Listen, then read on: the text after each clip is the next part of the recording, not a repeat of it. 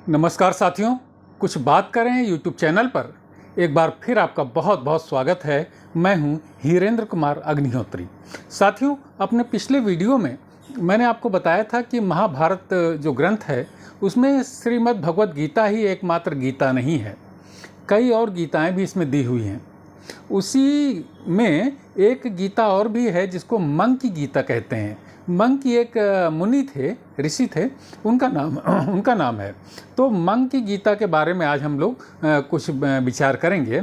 महाभारत के शांति पर्व के 177वें अध्याय में ये मंग की गीता दी हुई है।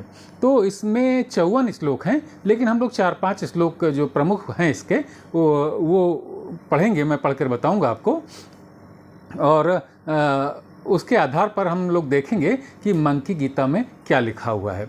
युधिष्ठिर भीष्म पितामह जब सैया पे लेटे हुए थे तो युधिष्ठिर गए भीष्म पितामह के पास में, और भीष्म पितामह से युधिष्ठिर ने पूछा कि पितामह, जब कोई मनुष्य धन प्राप्ति करने के लिए बहुत प्रयत्न करे, इसके बाद भी उसे धन प्राप्त ना हो, तो वो कैसे सुख को प्राप्त करे। तो भीष्म पितामह ने जो कहा वो सुनिए।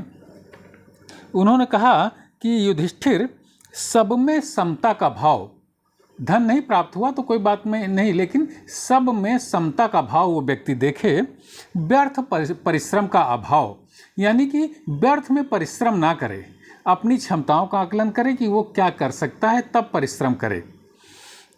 सत्य भाषण, यानी कि सत्य भाषण करे। सत्य की परिभाषाएं बहुत बड़ी बड़ी हैं, तो सत्य बोले वो।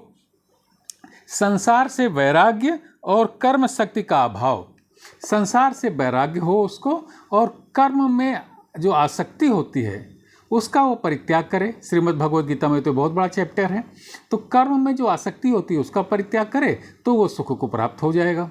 ये 5 बातें उन्होंने बताई। 5 बातें फिर से सुन लीजिए। उन्होंने कहा कि सब में समता का भाव देखे, सबको समान समझे, और व्यर्थ का परिश्रम ना करे, अपनी क्षमताओं का आकलन करे तब परिश्रम करे, और सत्य बोले, संसार से वैराग्य हो, कर्मों में जो आसक्ति हो जाती है व्यक्ति को उसका परित्याग कर दे तो वो व्यक्ति सुखी हो जाएगा।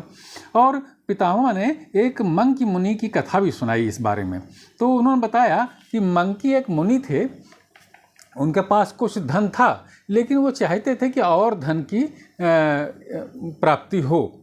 तो जो शेष धन, तमाम प्रयास उन्होंने किए, उनका धन भी व्यर्थ जाता रहा जो उनके पास जमा पूंजी थी। तो जो शेष धन बचा उससे उन्होंने 2 बछड़े खरीदे। अब वो 2 बछड़ों को हल खेत जोतने के लिए वो प्रशिक्षित करने लगे। तो एक जो जुआ होता है, दोनों को उसमें उन्होंने नाथ दिया। अब वो दोनों चूँकि बछड़े थे तो वो तेज़ी से भागने लगे, और सामने एक ऊँट बैठा हुआ था। उन्होंने क्या किया कि दोनों भागते भागते ऊँट को बीच में कर लिया और दोनों उसके किनारे से निकलने लगे। जब ऊँट के गर्दन तक पहुँचे तो ऊँट को बड़ा असहनीय हो गया ये व्यवहार बछड़ों का। तो ऊँट खड़ा हो गया। जब ऊँट खड़ा हो गया तो वो दोनों बछड़े उसके गर्दन पर टंग गए, और ऊँट जो है लेकर के भागा दोनों बछड़ों को। इस प्रकार से दोनों बछड़ों का अब क्या हाल हुआ होगा ये तो आप समझते ही हैं। तो इस प्रकार से जब मंग की मुनि का ये जो शेष धन था जो उन्होंने बछड़ों पर लगा दिया था तो वो भी समाप्त हो गया। तो जो मंग की मुनि थे उनको वैराग्य हो गया कि तमाम प्रयास किया, इसके बाद भी धन की प्राप्ति नहीं हुई। तो देखिए, मंग की मुनि ने कहा कि हठ पूर्वक जो पुरुषार्थ किया जाता है उसका परिणाम यही होता है। मैंने अपनी क्षमताओं का आकलन किया नहीं, बछड़े खरीद लिए और मेरा धन जो है व्यर्थ चला गया। तो उन्होंने कहा कि सुख की इच्छा रखने वाले पुरुष को धन आदि की ओर से वैराग्य का आश्रय ले लेना चाहिए। धनोपार्जन की चेष्टा से निराश होकर व्यक्ति ही वैराग्य की ओर जाता है। तो इससे अच्छा है कि पहले ही वो वैराग्य ले ले। यह सुख जो व्यक्ति धन की इच्छा छोड़ करके और वैराग्य ले लेता है वो सुख की नींद सोता है, ऐसा मंग की मुनि ने कहा। और भी आगे उन्होंने कहा कि ओ धन की कामना करने वाले मन, यदि तुझे मेरा विनाश नहीं करना है, यदि तू इसी प्रकार मेरे साथ आनंद पूर्वक रहना चाहता है तो मुझे व्यर्थ के लोभ में ना फंसा। अभी तो लोभ में फंसे थे बछड़ों आदि को लेकर के, तो उन्होंने अपने मन से कहा कि अगर तुझे मुझे व्यर्थ का कष्ट नहीं देना है तो मुझे लोभ में मत फंसा, यानी कि धन की इच्छा के प्रति मेरा मन मत ले जा। आगे भी वो कहते हैं कि मनुष्य कभी कामनाओं का अंत मनुष्य की कामनाओं का अंत नहीं हो सकता, अतः मैं समस्त कर्मों का आयोजन त्याग करके अब सावधान हो गया हूँ और मैं पूरी तरीके से जग गया हूँ। आगे क्या ये मंकी मुनि कहते हैं, ये गीता है साथियों, मंकी गीता के नाम से है। इसमें मैं आपको एक दो श्लोक और पढ़ूंगा कि धन की इच्छा अथवा चेष्टा सुखदायिनी नहीं है। यदि धन मिल भी जाए तो उसकी रक्षा आदि के लिए भारी चिंता हो जाती है, और यदि एक बार मिलकर वह नष्ट हो जाए तब तो मृत्यु के समान व्यक्ति को कष्ट होता है।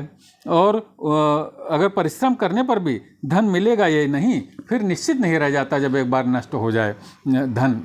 और आगे भी वो लिखते हैं कि धन की जो प्राप्ति की इच्छा होती है उसके साथ में कई अवगुण और आ जाते हैं, जैसे कामनाएं बढ़ जाती हैं, क्रोध बढ़ जाता है, लोभ बढ़ जाता है, मोह मद और तमाम तरीके की ममताएं जागृत हो जाती हैं धन की इच्छा अगर मन में आती है। इस प्रकार से जो मंकी मुनि हैं उन्होंने धन के प्रति लोगों का ध्यान ज़्यादा न जाए, इस बात का मत इस मंकी गीता में व्यक्त किया है।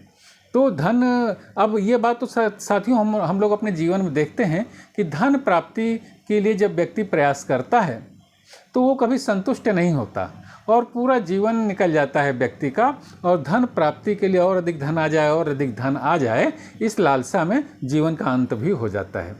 लेकिन साथियों मेरा अपना व्यक्तिगत मत ये है, मंकी जी ने तो जो लिखा वो उन्होंने लिखा कि धन की लालसा नहीं करनी चाहिए। ये सही बात है कि हमारा पास जो क्षमताएं हैं उसका आकलन हमें कर लेना चाहिए कि हम कितना पुरुषार्थ कर सकते हैं और कितना धन प्राप्त कर सकते हैं। अनावश्यक परिश्रम नहीं करना चाहते, जो हमारी क्षमता नहीं है तो उसका आकलन भी हमें होना चाहिए कि हमारे पास कितनी क्षमताएं हैं। लेकिन साथियों तमाम और भी जो विद्वान हैं उनका कहना यह है कि धन की प्राप्ति तो जरूर करना चाहिए, धन के प्रति लोगों को परिश्रम जरूर करना चाहिए, लेकिन धन जो है गलत मार्ग से नहीं आना चाहिए। धन हमारी मेहनत से, हमारे परिश्रम से, हमारी ईमानदारी से जो धन हमारे पास में आ सके, उस धन का संचय, उस धन को जरूर प्राप्त करने की इच्छा करनी चाहिए, क्योंकि धन अगर नहीं होगा तो आज का जीवन तो चल ही नहीं सकता है। चाणक्य ने भी, मैंने एक जगह पढ़ा था तो चाणक्य ने भी कहा है कि व्यक्ति को कम से कम उतना धन तो पैदा करना ही चाहिए जितने से उसका अपना घर परिवार चल सके। तो ये मंकी गीता जो महाभारत में दी ही है, इसके बारे में मैंने आपको बताया कि धन के प्रति मंकी गीता का एक तात्पर्य यही है कि धन के पीछे बिल्कुल अंधे होकर के नहीं भागना चाहिए। ये देख लेना चाहिए कि हम कितना पुरुषार्थ कर सकते हैं और उस पुरुषार्थ से हमें कितने धन की प्राप्ति हो सकती है। अनावश्यक जो है अपने आप को परेशान नहीं रखना चाहिए, लेकिन धन पैदा जरूर करना चाहिए साथियों। ये मेरा व्यक्तिगत मत है, क्योंकि अगर धन हम पैदा नहीं करेंगे तो हम सब लोग गृहस्थ हैं। ये मंकी मुनि तो मान लीजिए बैराग्य हो गया इनको, जो बैरागी है सन्यासी, उसको धन की क्या आवश्यकता, उसकी आवश्यकताएं बहुत सीमित होती हैं। लेकिन हम सब आप जो गृहस्थ वाले हैं उन्हें धन की उत्पत्ति जरूर करनी चाहिए, धन जरूर कमाना चाहिए, क्योंकि बिना धन के तो घर गृहस्थी कुछ नहीं चल सकता। और जब धन होगा तभी हम समाज में सम्मान भी प्राप्त कर सकते हैं। लेकिन ये बात है साथियों कि धन बेईमानी से नहीं आना चाहिए, ईमानदारी से आना चाहिए, अपनी मेहनत से आना चाहिए, दूसरों को नुकसान पहुंचा करके धन नहीं अर्जित करना चाहिए। तो ये साथियों जो मंकी गीता के बारे में मैंने आपको बताया, ये आपको कैसा लगा अपनी टिप्पणियों से मुझे बताइएगा। अगर ये वीडियो आपको पसंद आया हो तो इसे लाइक करिएगा, और अगर आपने मेरे इस चैनल को सब्सक्राइब नहीं किया हो तो सब्सक्राइब भी करिएगा। कल किसी और मुद्दे पर आपसे बात करूंगा, तब तक के लिए राम राम, जय हिंद, वंदे मातरम।